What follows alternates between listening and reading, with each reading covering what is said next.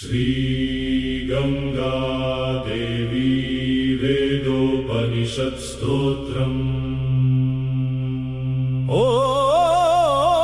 श्रीगंगायै नमः।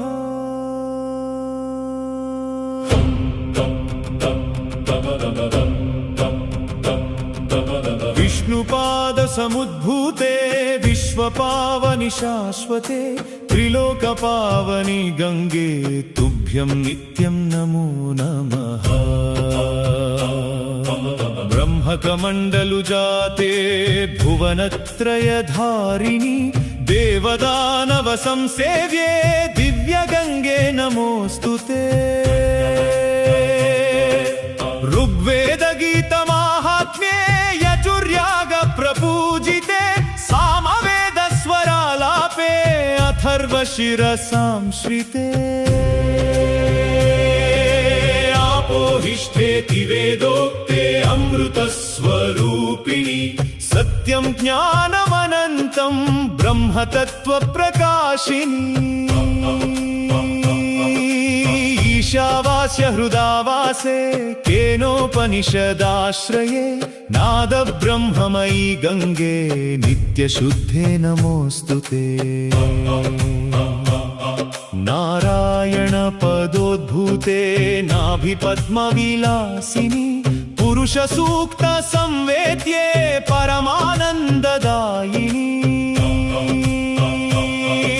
भगीरथतपः प्रीते भुवि लोकावतारिणि शम्भुजटा विनिष्क्रान्ते शङ्करीते नमो नमः।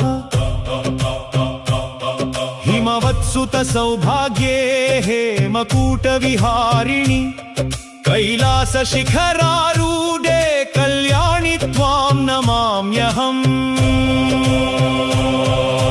जाह्नवीति समाख्याते जह्नुमुन्यनुग्रहे पातकारण्यदावाग्ने पापहारिणि पाहि माम्। रामायणपथप्रीते रघुवंशसुपूजिते भारताख्यानमध्यस्थे भीष्ममातर्नमोऽस्तुते। भीष्मपितामहजननी भागीरथ्यै नमो नमः। कुरुक्षेत्रपवित्राङ्गी कौरवाणां शुभप्रदे।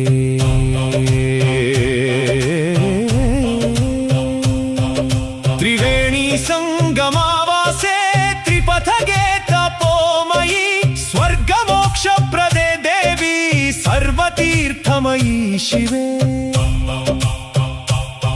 देवी भागवतोद्गीते स्कान्दपुराणवर्णिते पद्मब्रह्माण्ड संस्तुत्ये पुण्यगंगे नमोऽस्तुते।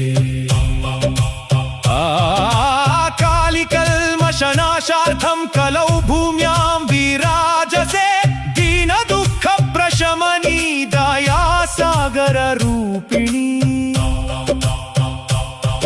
अनाथनाथे अंबिके अखिलागमसाक्षिणि जीवनप्रद जलधारे जगन्मातर्नमोऽस्तुते। यस्मरेत् प्रातरुत्थाय गंगानाम सदाशिवां तस्य पापं विनश्येत् सूर्योदयतमो यथा। गंगास्नानं गंगापानं गंगानामस्मरणं नृणाम् जन्मकोटिकृतं पापं दहत्येव न संशयः। मातर्गंगे त्वमेवाशु मम चित्ते निवासिनि भक्तिं मुक्तिं च मे देहि नारायण पदप्रिये। ॐ गंगायै नमः। ॐ भागीरथ्यै। ॐ जाह्नव्यै नमः। ॐ जाह्नव्यै नमः। इति श्रीगंगा देवी वेदोपनिषत्स्तोत्रम् सम्पूर्णम्।